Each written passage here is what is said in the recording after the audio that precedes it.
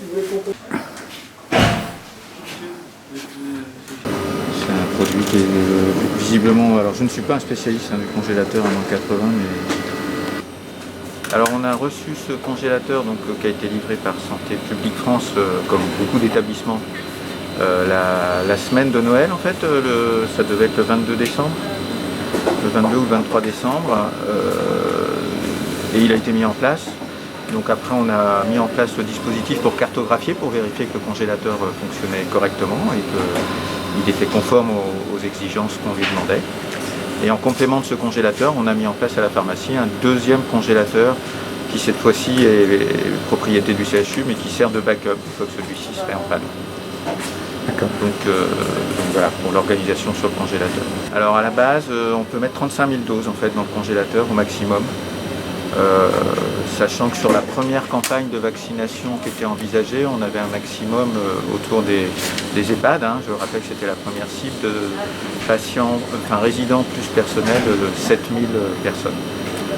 600% étaient partants pour la vaccination. Aujourd'hui, on a reçu une première livraison le 29 décembre en fait, de 3 boîtes, donc ça fait 3 boîtes de 195 unités. Prochainement, on va recevoir soit aujourd'hui, soit demain, en fait, à nouveau d'autres doses. Et on aura une livraison régulière toutes les semaines, de manière hebdomadaire. Alors la livraison se fait dans ce qu'on appelle des thermal shippers. En fait, c'est des gros cartons, des grosses glacières en carton qui contiennent de la carboglace, donc qui est du gaz carbonique en phase solide et qui permet une conservation à moins 80. Et après, à la réception, donc avec les mesures de précaution nécessaires, en fait, on prend les vaccins de cette carboglace, on amène le carton ici et on remplit directement le congélateur à moins 80. Alors, on est en train d'affiner le dispositif, mais les règles qu'on s'est fixées, qu'on connaissait jusqu'à présent, en fait, à partir du moment où on passe, nous on est parti sur un principe de décongélation et d'un circuit froid, donc de +2 à +8 degrés.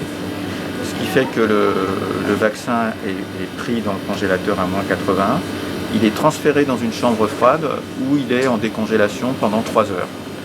Et à partir de là, le vaccin il est prêt à être mis en circulation et à être utilisé.